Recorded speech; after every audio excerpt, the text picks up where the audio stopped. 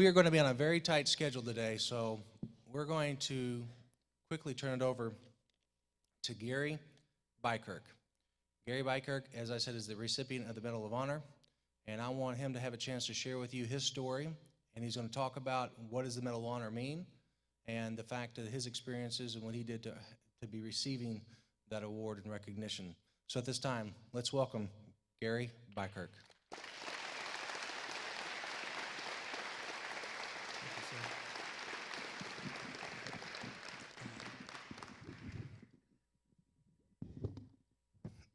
I hope this is mobile, because I like to move around a little bit when I'm talking. If you can watch the clock and kind of let me know, throw something at me okay. Because here's what's going to happen a little bit if things go as well as planned.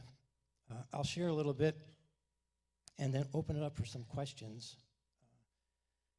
Questions always seem to add an awful lot because that's a way of me checking to see if you're with me and if what I'm trying to say is coming across. It's a real honor to be able to be here. There are two passions at this stage of my life, and I never planned to live past 30, so I'm at where I am right now. I feel pretty blessed to be able to be here. But there are two passions that really motivate me. One is the military, and the other is working with young people. The military is a passion because it's because of them and their protecting of our rights and our freedoms that we're able to be here. Young people motivate me because the future is in your hands. And since I got out of the military, and in my remarks I'll share why young people are so important to me. But since I got out of the military, it's been a passion of mine to do as much as I can with young people. You know, life has a funny way of unfolding. And you get those moments where you say, wow, how did I end up here? You know, this is not what I expected. I don't know if any of you have had those yet. Like maybe you end up at in-school suspension or Saturday school. When we came in, we heard some announcements about Saturday school being offered. Any of you had those opportunities to say, wow, this isn't what I planned. I don't know how I got here. I've had a few of those life moments after firefights in Vietnam, ending up in a hospital, being shot 3 times, and then food fights in a middle school cafeteria. All of those things caused me to stop and pause and say, wow, this isn't what I expected. How did I end up here? And you're probably wondering how I got involved with food fights in middle school cafeteria. Well, that's part of my story and what I want to share with you as to how I went from being a Green Beret to a middle school counselor. I just retired from 33 years of working with middle schoolers.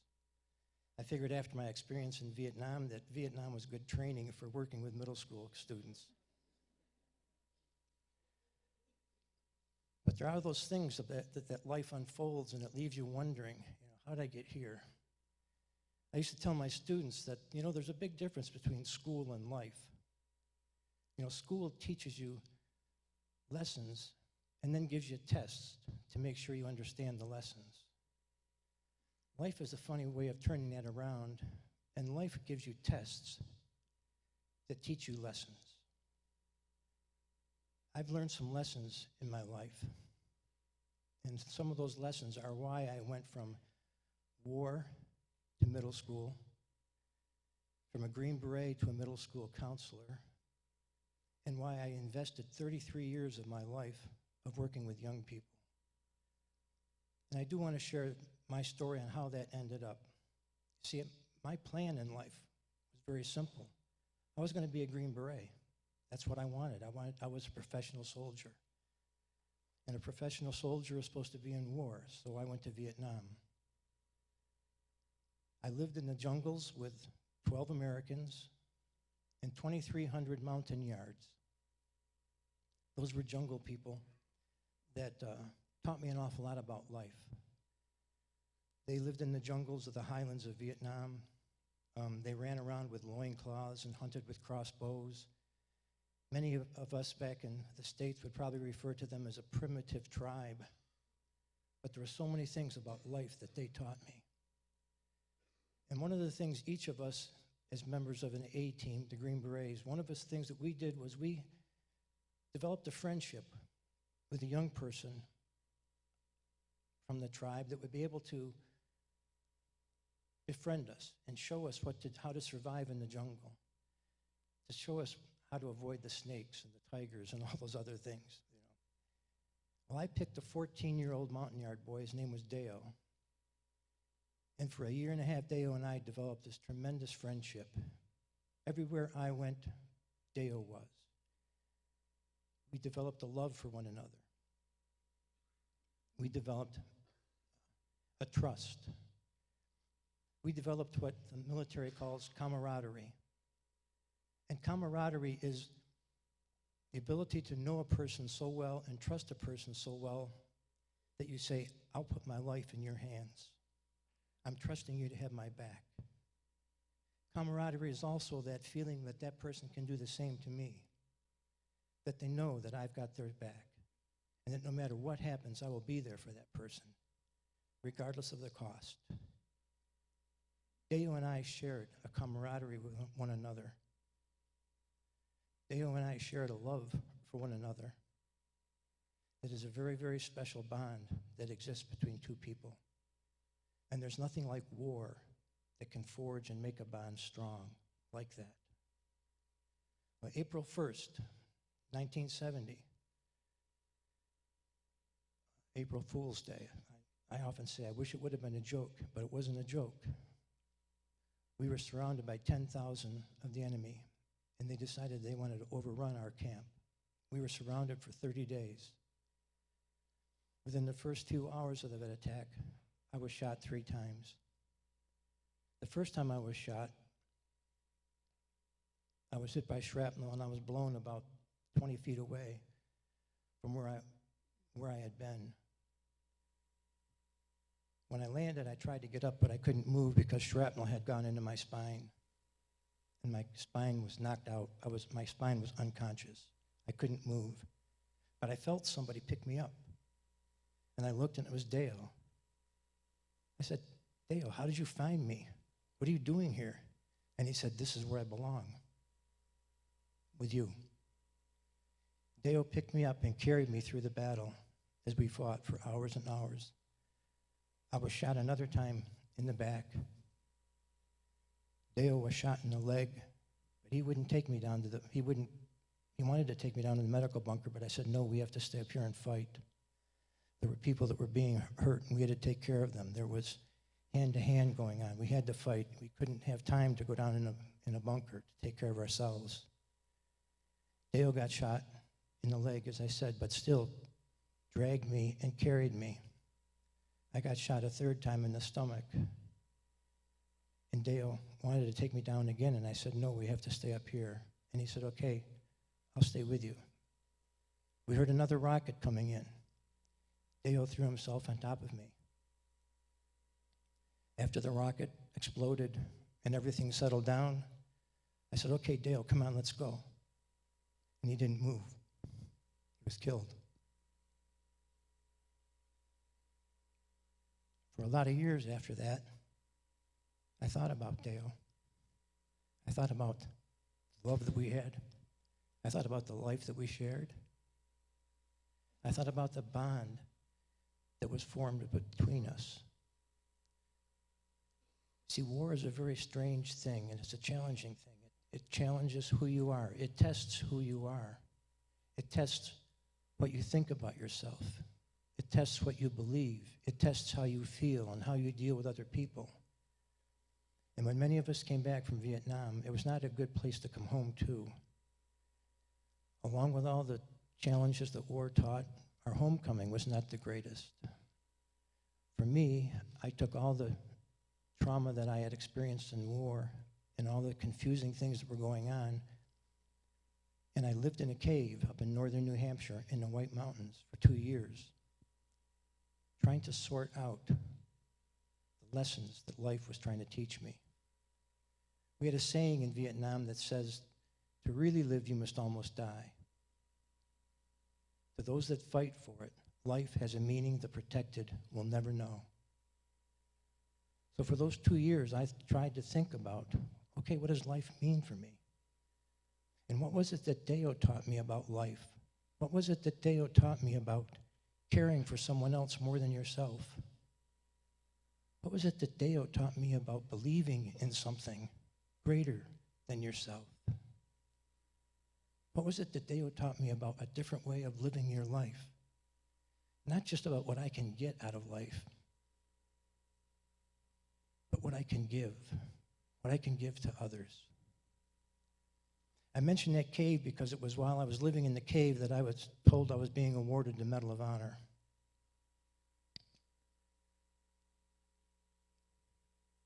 That was back in 1973. Shortly after receiving the Medal of Honor, I was trying to decide what I would do with my life. And I decided that Deo showed me so much about what exists in the heart, even for someone that is only 14, 15 years old. And I thought, because of what he taught me, because I have fought and almost died, and because I have fought with Deo, and life and war has taught me about a meaning of life, I think what I'd like to do is work with young people. So I started working with young people as a middle school counselor. And there were many, many days working with middle schoolers that were really challenging. Like I said, Vietnam was good training for working with middle schoolers. But each day, I would look into the hearts of those young people that I was working with, and I would see something that many times they didn't even see in themselves. And that's what would motivate me, because I knew what was in there. I knew the potential that lived in the heart of each young person. And every time I have the opportunity now to work with young people, I know that sometimes I see something in your life that you may not even see in yourself, because of the lessons that life and the lessons that Deo taught me about life and about what a young person can do. You see, many people look at us as with the Medal of Honor and think we're something like superheroes. You know, we're not. The Medal of Honor is special. The Medal of Honor is special because it says a special message to everyone who sees it. The Medal of Honor is special because it says that there's a different way to live your life. There's a way of living your life with caring about other people, caring about something and believing in something so strongly that you'd be willing to defend it, to fight for it, and if necessary, die for it, because it's that important to you. This Medal of Honor says that message, but it also says that it's not about one person who did one thing on one day. It's about thousands and thousands of men and women who have loved this country and who have loved the truth this country was founded upon and have loved freedom more than themselves. And they were willing to defend that freedom anywhere, at any time, at any cost. They were willing to give above and beyond because of what they believed in. That's what this medal is about. And those of us that have the medal realize that. So every time we have an opportunity, we love to be able to share what that message is. But also, I have the opportunity to share that the person who taught me this was a 14-year-old boy. And that's why we love to have the opportunity to come out and speak to young people like yourselves and encourage you. Because we are not superheroes. Each of us has the ability within our own hearts to care about somebody more than ourselves. Each of us have the ability to do what is right, to reach out, to care about something, someone more than themselves. I think I only have a couple more minutes, but is there a question or a comment that some of you would like to make? Or something maybe that I've said that I might be able to clarify. I know this is kind of a short time, but It's been important. I want to thank you for.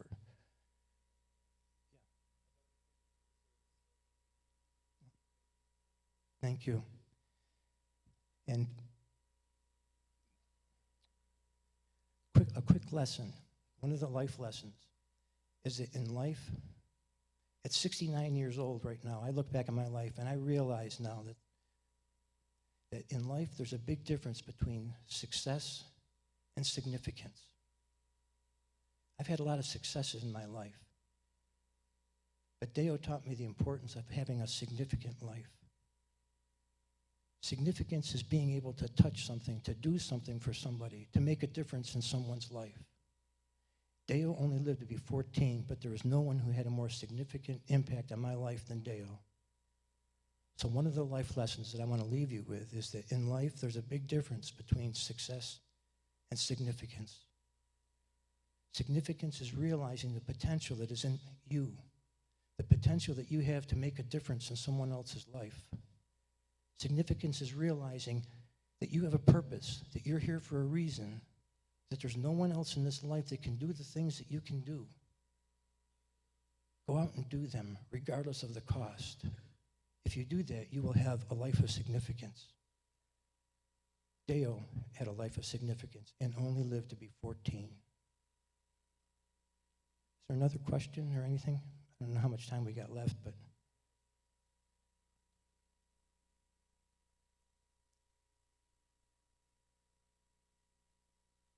Again, thank you for listening.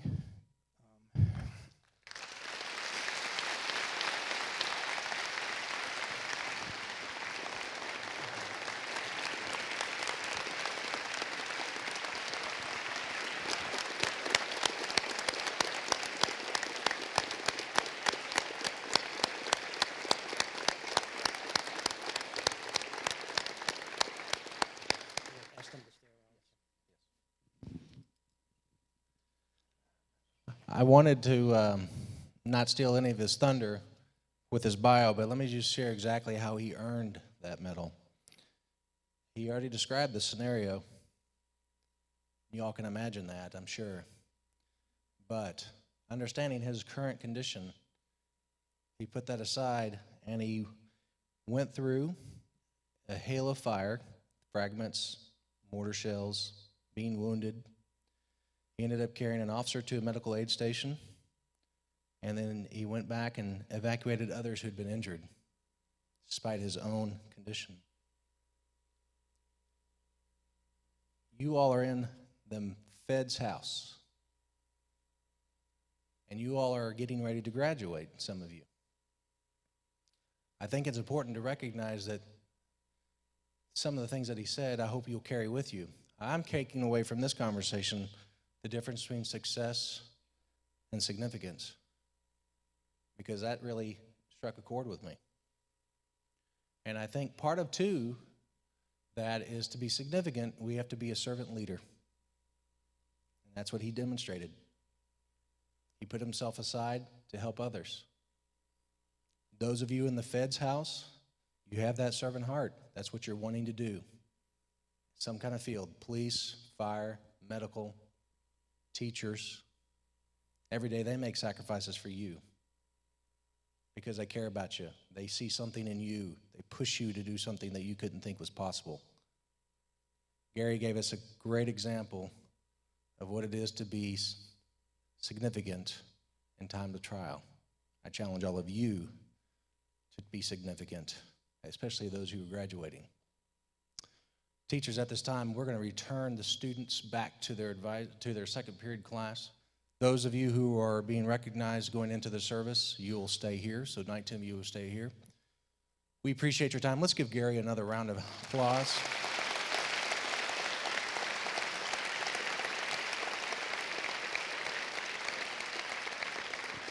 I thank you for your time. Thank you for your presence today, and thank you for your attention. Have a good day, Wildcats.